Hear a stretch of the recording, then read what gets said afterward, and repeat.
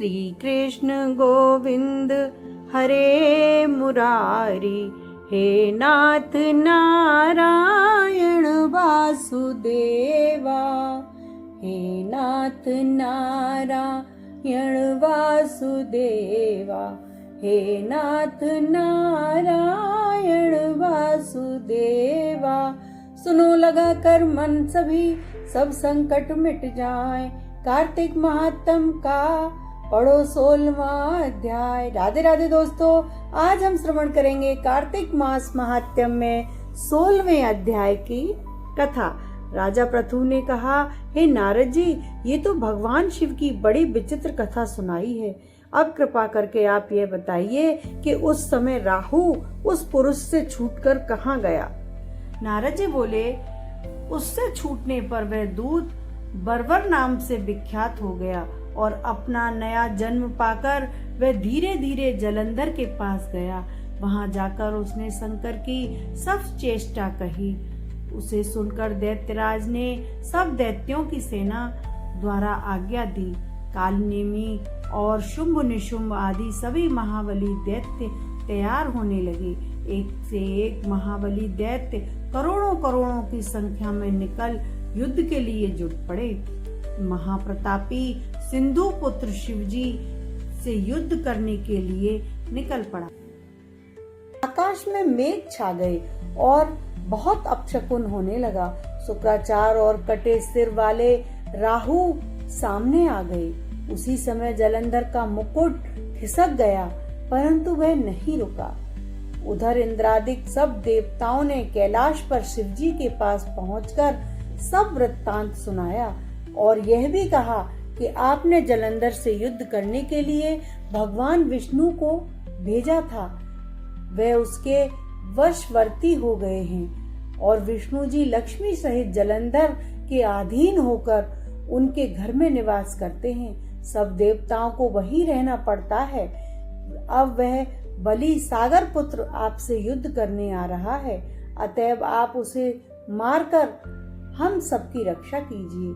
यह सुनकर शंकर जी ने विष्णु जी को बुलाकर पूछा, ऋषिकेश, युद्ध में आपने जलंधर का संहार क्यों नहीं किया और बैकुंठ छोड़कर आप उसके घर में कैसे चले गए। यह सुनकर विष्णु जी ने हाथ जोड़कर नम्रता पूर्वक भगवान शंकर से कहा, उसे आपका अंशी और लक्ष्मी का भ्राता होने के कारण मैंने ही नहीं मारा है।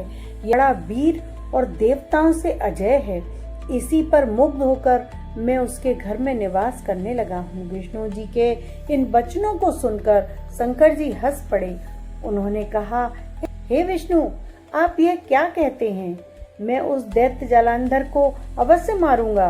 अब आप सभी देवता जलंधर को मेरे द्वारा ही मारा गया जान अपने स्थान को जाइए। जब शंकर जी ने ऐसा कहा तो सब देवता संदेह रहित होकर अपने स्थान को चले गए। इसी समय पराक्रमी जलंधर अपनी विशाल सेना के साथ पर्वत के समीप आ कैलाश को घोर सिंहनाद करने लगा। दैत्यों के नाद और कोलाहल को सुनकर शिवजी ने नंदी आदि गणों को उससे युद्ध करने की आज्ञा प्रदान की। कैलाश के समीप भीषण युद्ध होने लगा। दैत्य अनेकों प्रकार के अस्त्र शस्त्र बरसाने लगे। भेरी, मृदंग, शंख और वीरों तथा हाथी, घोड़ों और रथों के शब्दों से शब्दादित हो पृथ्वी कांपने लगी। युद्ध में कटकर मरे हुए हाथी, घोड़े और पैदलों का पहाड़ लग गया। रक्त, मांस, कीचड़ उत्पन्न हो गया। दैत्यों के आचार्य शुक्र जी अपनी मृत संजीवनी विद्या से सब दैत्यों को झिलाने लगे। यह देख शिवजी के गण व्याकुल हो गए और उनके पास जाकर सारा वृत्तांत सुनाया। उसे सुनकर भगवान रुद्र के क्रोध की सीमा नहीं रही। फिर तो उस समय उनके मुख से एक बड़ी भयंकर कृत्या उत्पन्न हुई, जिसकी दोनों जंघाएं ताल वृक्ष के समान थी। वे युद्ध भूमि में जा सब असुरों का चवण करने लग गई और फिर वह शुक्राचार्य के समीप पहुंची और शीघ्र ही अपनी योनि में गुप्त कर लिया। फिर स्वयं अंतर ध्यान हो गई। शंकराचार्य के गुप्त हो जाने से दैत्यों का मुख मलिन पड़ गया और वे युद्ध भूमि को छोड़ भागे। इस पर शुंभ, निशुंभ और कालनेमी आदि सेनापतियों ने अपने भागे हुए वीरों को रोका। शिव जी के नंदी आदि गणों ने भी, जिसमें गणेश और स्वामी कार्तिकेय जी भी, दैत्यों से भीष्म युद्ध करना आरंभ कर दिया। श्रीमन हरि हरि श्रीमन नारायण नारायण हरि हरि। तेरी लीला तेरी लीला तेरी लीला सबसे न्यारी न्यारी न्यारी न्यारी। श्रीमन नारायण नारायण हरि हरि श्रीमन नारायण नारायण हरि हरि।